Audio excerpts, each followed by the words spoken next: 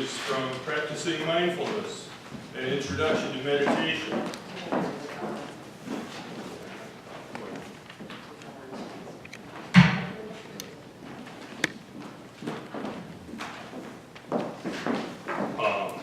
From the book, Practicing Mindfulness, an Introduction to Meditation.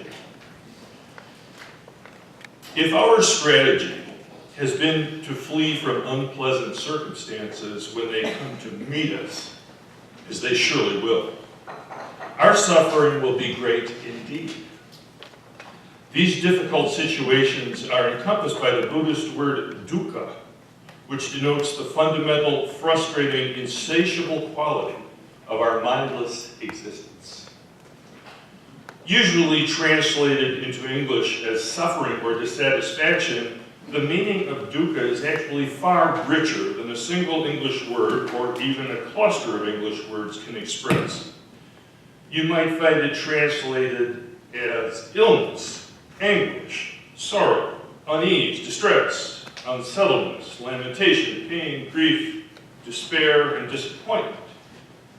Dukkha does not merely characterize episodes or aspects of existence. It does not simply suggest that life has a lot of sorrow and anguish, although it does mean that. Rather, the term dukkha indicates that sorrow and anguish, suffering and disappointment permeate existence.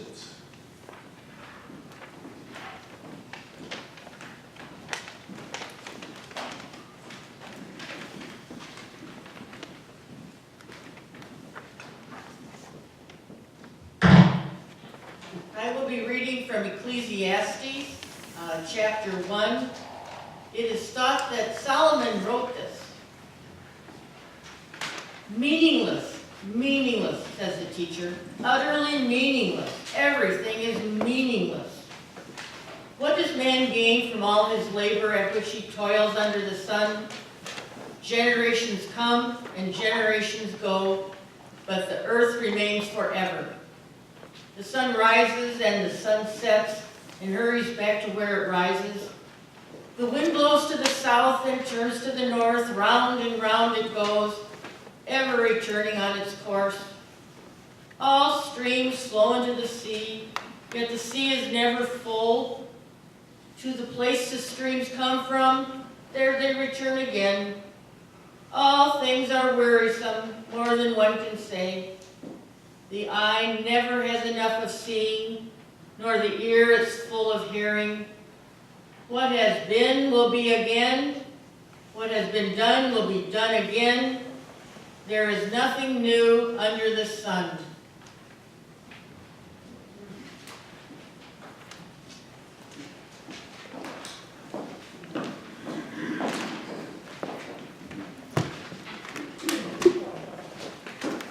I get just a second to say I'm grateful to both Jerry and Diane for their participation this morning. I've known for years that Jerry's been, I don't know, can I say, into Buddhism and practicing meditation.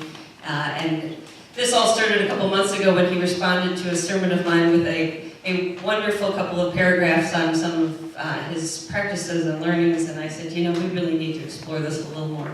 And so here we are as this is a start of perhaps a 3 or 4 week conversation about Buddhist practices. So I am grateful for you stepping out from behind your easel and your paintbrushes to pick up a pen and a microphone and join us this morning. So thank you, Jerry.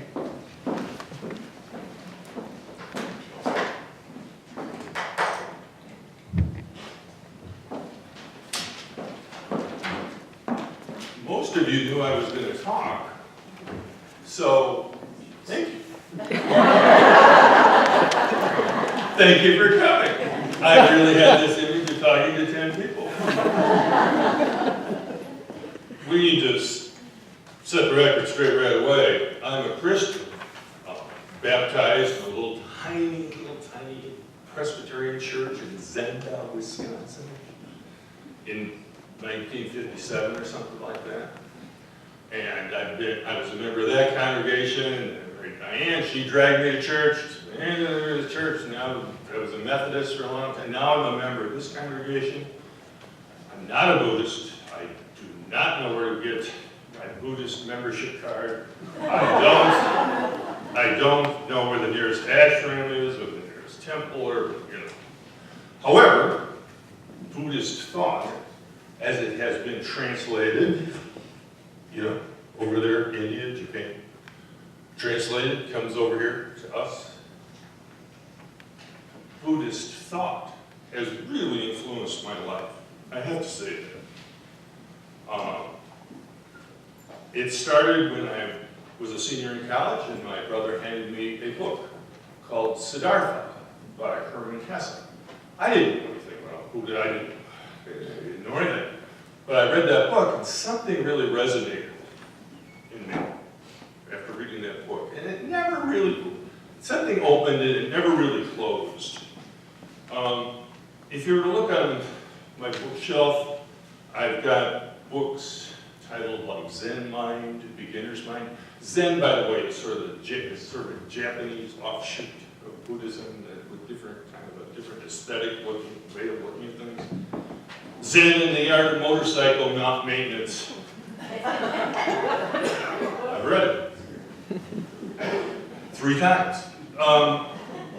Books, Jack Kornfield, and in 2012, I ran through one of the great courses on meditation and mindfulness, and what I read to you was part of the transcript of that course.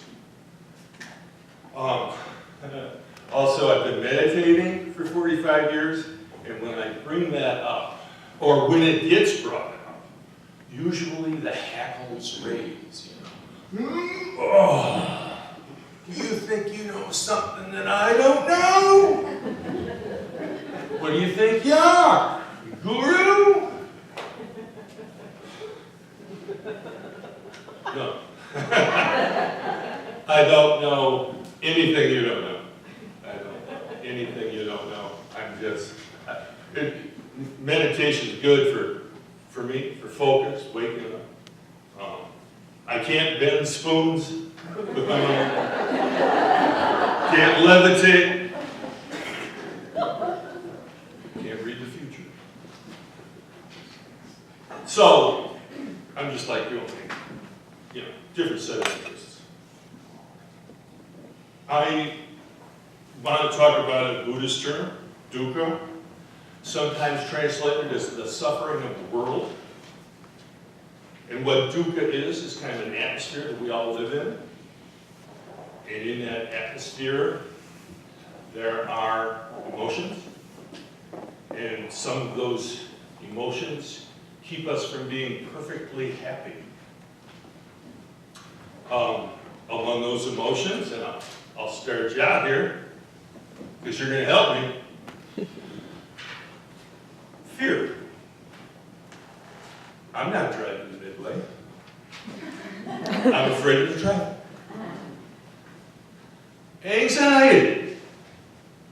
You mean today is the day I'm going to give that talk? I'll leave it there. I'll leave it there. You get what I mean? Like emotional states. There's emotional states and then there's emotions. So, can you help me out here? Elizabeth? Jealousy. Jealousy.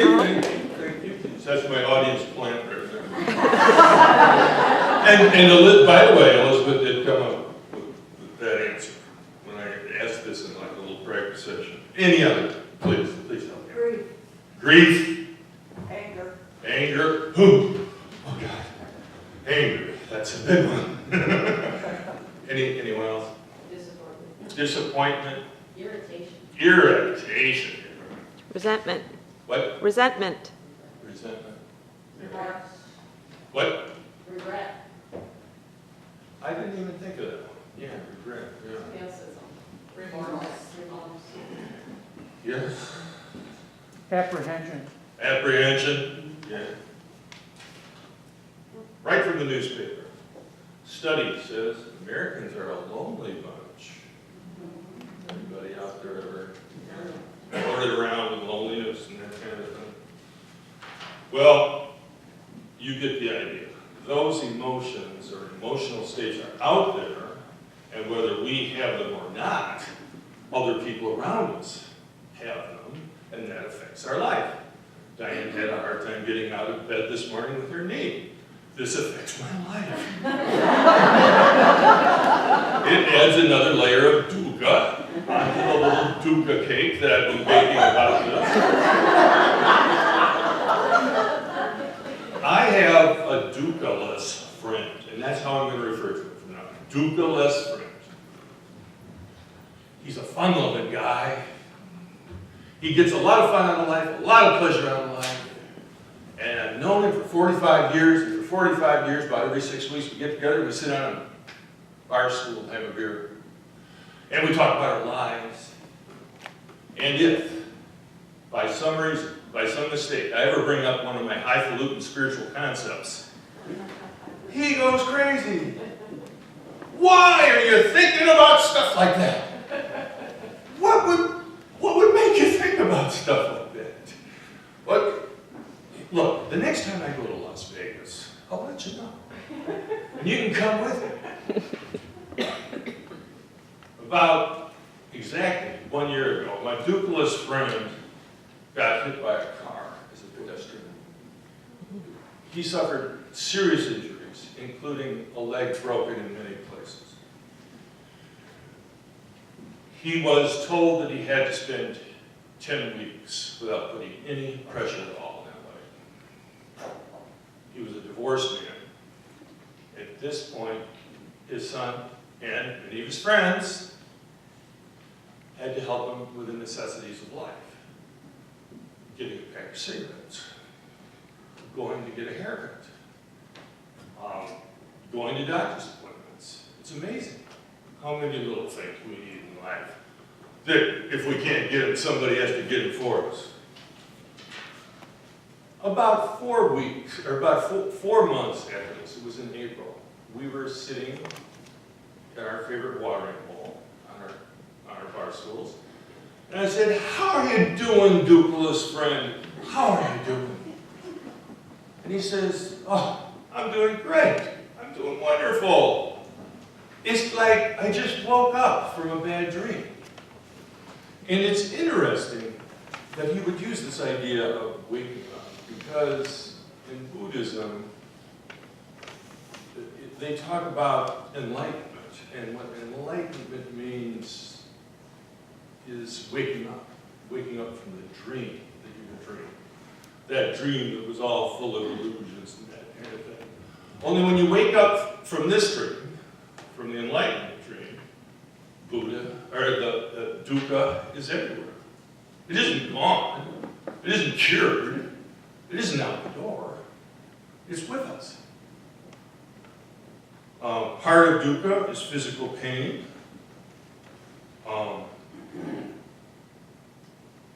In 2011, I had my last tennis match with a group of people. We were playing doubles. I was, my partner's here and I'm here, and the lob goes over, and then I step back in my athletic way. I step back to get that tennis ball and scoop it up, send it back, and I heard something pop in my shoe. And then I felt the pain. And I kind of kept going. I kept playing, and I knew that something was really wrong. That night, I went home, soaked my foot, like you're supposed to do. The next morning, I couldn't put any pressure on it. Went to the emergency room. I remember the x-ray technician telling me, "Hey, I've got good news for you. Nothing's broken. You'll be okay in a couple of weeks." 6 months later, I was still using a cane to get around. A year and a half later, I was still walking with pain, and I had really begun to not walk much at all. During that long time, I couldn't help but think about how depressing it was that I couldn't enjoy walking anymore. And I started feeling old. And I started looking at older people and how they walked. And all of a sudden, I don't know, lot of my optimism just sort of melted away. Pain will do that to you. Physical, chronic pain will eat at you. And then, if you can get beyond physical pain, you have to deal with your mind. And the Buddhists have a term for it, and it's called monkey mind. How many people have ever heard that term? Okay, all right. The Buddhists compared the mind to a monkey, hopping around in a tree, never restless all the time, kind of irritating little thing. Won't stop chattering, always looking at over here at the future, always looking at the past. Going from one branch to another, sometimes staying on one branch too long. We call that ruminating, What Aunt Mabel said at the Thanksgiving dinner about you and your fine life. Sometimes you sit on that branch right there for a little bit too long, or you start looking ahead. How am I ever going to do that? Our mind was kind of an evolutionary product which was designed for survival. Happiness, spiritual enlightenment, that's all frosting on the cake. We're actually, job one is just to stay alive and go from one thing to another. But once we're relieved from raw survival, certain modern maladies start stepping in. Some of those you might be familiar with. Anxiety, depression.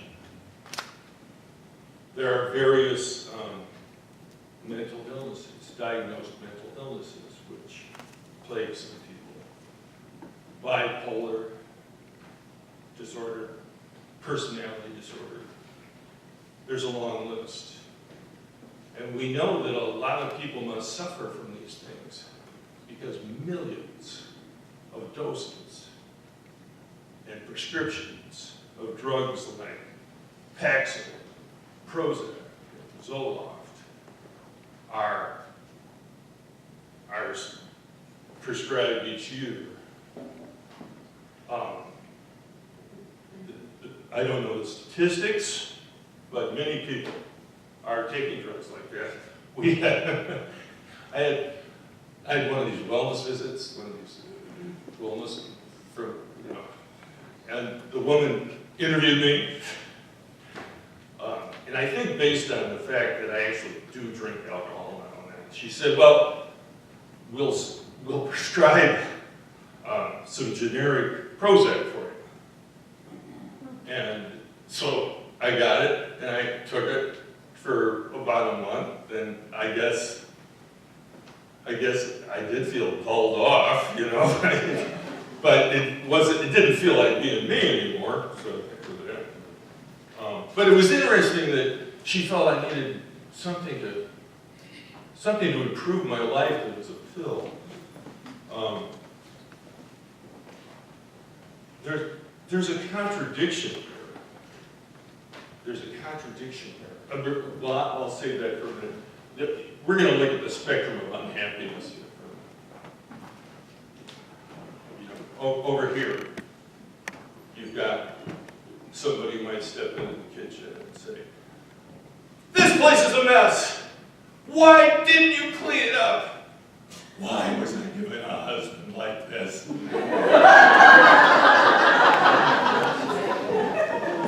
45 years.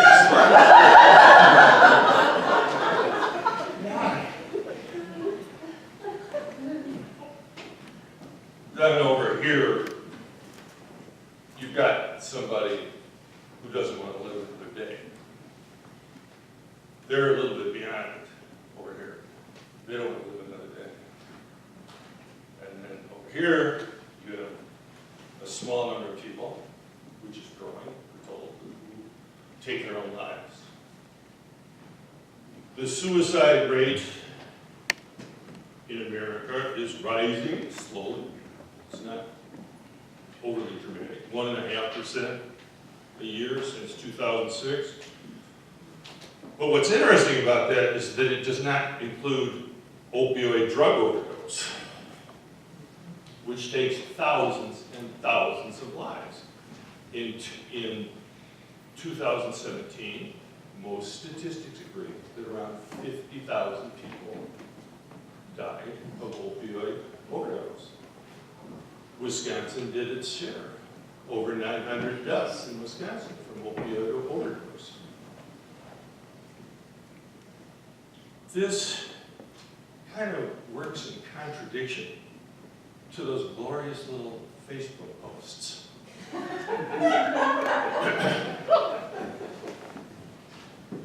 If things were bad enough, we had to find a new way to be unhappy. And although most of us here, we do okay with Facebook, Facebook, Twitter, and Instagram, many people agree, do not really connect people. In fact, they separate people. When I practiced this speech with my daughter in Raleigh and her son, and her husband, this little part of this whole thing really struck a nerve with them. They said, there's this word for it, Dad. It's called FOMO, fear of missing out. That people who are constantly on Facebook feel that they're missing out. I get it. You know, that person's over there in Venice, while here we are watching TV and eating Cheetos. That person must be having a better life. The rates of depression among young people are very high, especially people making that transition from high school to college. The college counseling services can't keep up anymore. But the internet is hardest on young people. Many of us here remember when the internet didn't exist.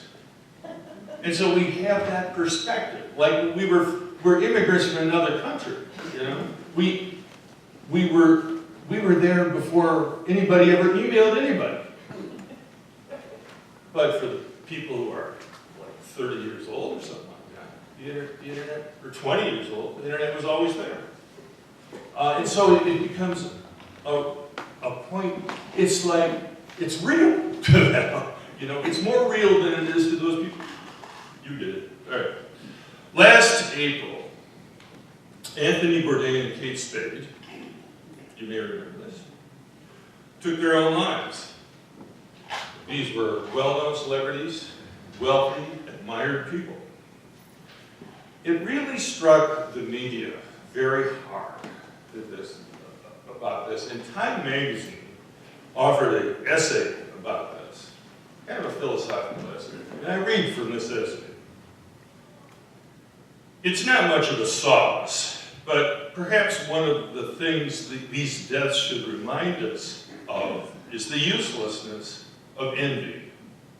When we look at lives like Spade's and Bourdain's, it can make our own feel wanting. Their lives look better than ours. Therefore, they must be better people than we are.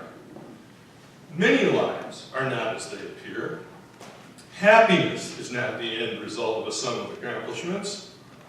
The people whose job, talent, wealth, and wardrobe we wish we had have their own struggles. So, anybody depressed yet? You might be asking yourself why you came out on this January morning to listen to this. And I can only tell you, from my own point of view, that understanding Dukkha has helped me. Not only that, it's made me happier. How does that show up? How did this show up for me? I could go on and on, but I'm going to give you 2 points. And this is very, very un-American of me to say this, but I've begun to expect less. Here in America, we're always trying to outdo our neighbor. Just check out those ads on TV. How many of those commercials on commercial television have to do with trying to get something your neighbor doesn't have? You know, it's really, it's just understood that we're supposed to strive and strive and strive and strive. But you know, most of us know what we're supposed to do. Most of us know what our work is. And most of us give it the best shot. It's not like I'm doing less. In the last 5 years, I've had the best creative years of my life. All the while. There's a monkey on my door. There's a monkey's face on my door, my studio door, that has a little balloon on it. And the balloon says, "Expect no applause." And I look at that and I say, right, I'm going to give it my best shot. And sometimes it works and sometimes it doesn't. That's just the way it is. So I began to expect a little less. And son of a gun, you know what happened? I got more thankful for what I had. I think I spent 45 years of my life thinking the world was set against me. And now I look around and say, wow, nice view. Big tree, small tree. Pretty interesting. I'm thankful for all kinds of things. 2 or 3 times a day, I get a little shot, you know, nothing overwhelming, but a little shot of thankfulness. Man, it's great to have a car that runs. Man, it's great that Home Depot's only 10 minutes away. You know? And that's stuff that you could really be thankful for. Think of those people out by the highway who have to drive 25 minutes to get to Home Depot. I send them my compassion.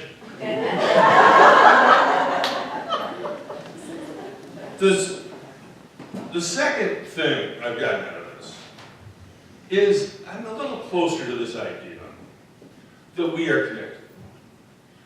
From this pulpit, we often hear that concept. We are connected. We are one. And yet, everything I actually know works against that idea. It seems like a fine concept, but our culture is a competitive one, as I said. And from the time our children are small, we talk to them, oh, you are special. You are special. There's no one quite like you. You're distinct from all those around you.